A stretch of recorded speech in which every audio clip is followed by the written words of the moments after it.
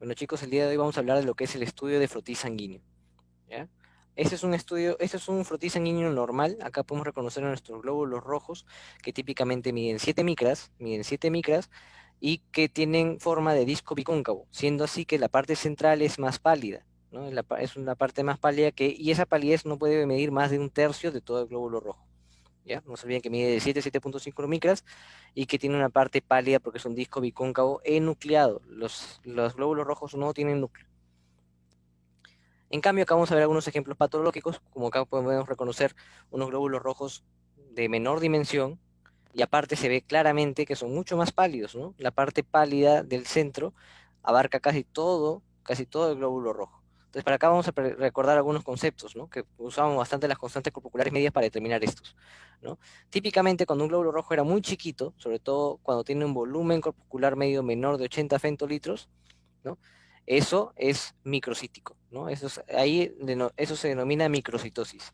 Y para hablar de la parte de la palidez, recuerden que usábamos la hemoglobina corpuscular media menor de 27 o la concentración de la hemoglobina corpuscular media menor a 33.5 o digamos 33, 32 para hablar de lo que es hipocromía, para hablar de lo que es hipocromía. El típico ejemplo que vemos una anemia microcítica hipocrómica es la anemia ferropénica. En este caso podemos ver células mucho más grandes, ¿no? Son más grandes de lo normal. Eso se reconoce como una célula macrocítica. Recordar que se habla de macrocitosis cuando el volumen corpuscular medio es mayor a 100.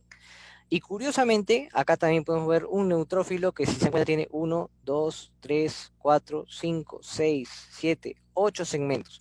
Un neutrófilo normalmente tiene de 3 a 5 segmentos. Esto es un neutrófilo hipersegmentado, donde sobre todo vemos esos en las anemias megaloblásticas, por deficiencia de vitamina B9, vitamina B12. Eso es en relación a conceptos para hablar de lo que es anemia microcítica, anemia macrocítica, ¿no? Que se puede también reconocer por el frotis. Otro concepto importante es estas variaciones en el tamaño, en el color y en la forma de los eritrocitos, ¿no? Dentro del mismo frotis.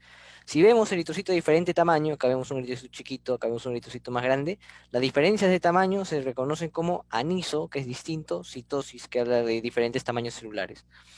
En cambio, si vemos diferencia en el color, unas células más pálidas, unas células menos pálidas, más pintaditas, hablamos del color, cromía. Entonces acá vamos a ver diferentes colores, eso se conoce como anisocromía, ¿ya?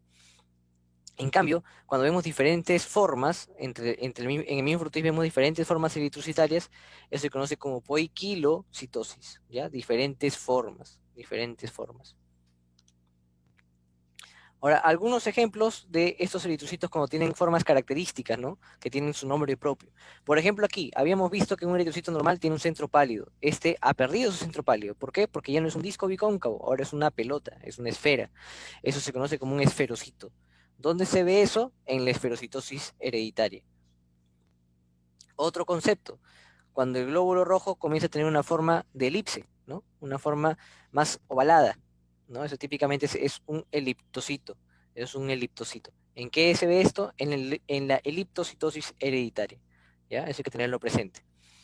Acá podemos ver, por ejemplo, que el eritrocito tiene una parte pálida que parece como una boca, como una boquita, ¿ven?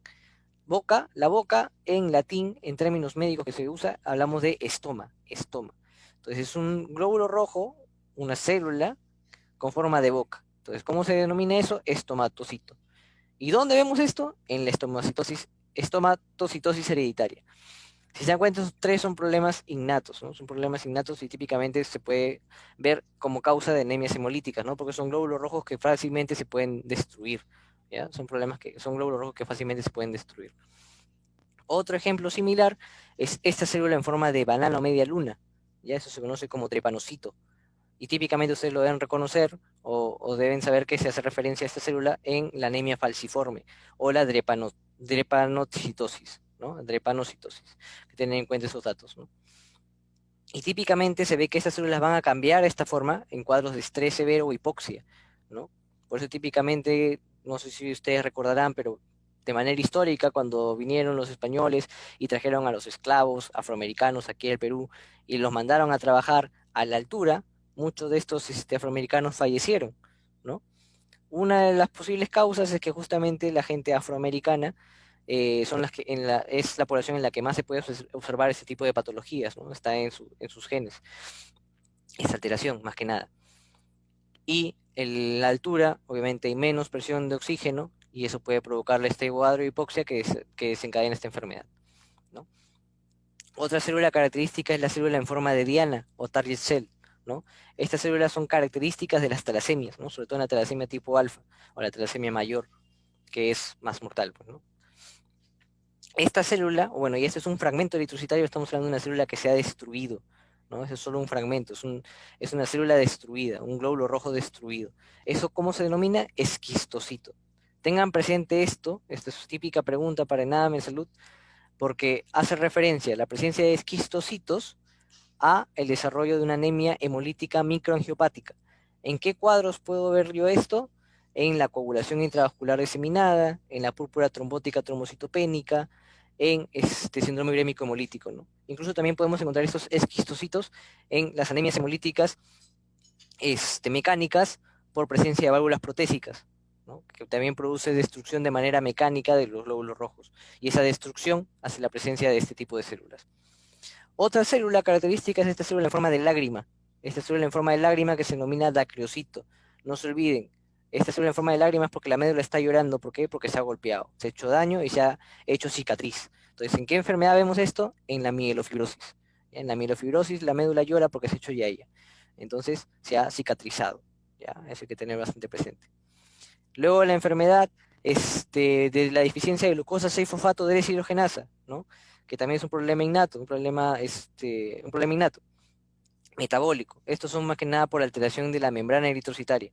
En cambio, el de aquí es por un problema metabólico, falta una enzima, ¿ya? Y cuando falta esta enzima y se produce esta enfermedad que es la deficiencia de glucosa 6-fosfato de deshidrogenasa, que también es una causa de anemia hemolítica, característicamente vamos a ver estos cuerpos de Heinz que se ven sobre todo en la periferia, ¿ven? En cambio, estos cuerpos de Howell-Jolly, que se ven no tan pegados a la periferia, ¿no? Simplemente son puntos basófilos, pero no tan pegados a la periferia, sobre todo lo podemos reconocer en gente con asma, EPOC, pero un dato característico que se suele ver en pacientes esplenectomizados, o sea, no tienen vaso, ¿no? Y típicamente esas células ya están como que son con sus residuos, típicamente se ven células que ya están viejas, si lo queremos decir así, que ya tendrían que haber entrado en su proceso de destrucción celular fisiológica, que se conoce como hemocateresis, pero como no tenemos vaso que se encargue de ese proceso, bueno, que es el principal órgano que se encarga de ese proceso, estas células pueden permanecer todavía en sangre y se llegan a observar con su presencia este residuo, pues, ¿no? Que son los cuerpos de Howell-Jolly. Y otra patología que también es importante es este punteado basófilo que se puede llegar a observar, sobre todo en intoxicación por plomo. En intoxicación por plomo se puede llegar a observar ese tipo de clínica. Y bueno, chicos, esto es todo en relación al estudio de frotis sanguíneo. Espero que les sirva un poco para su repaso.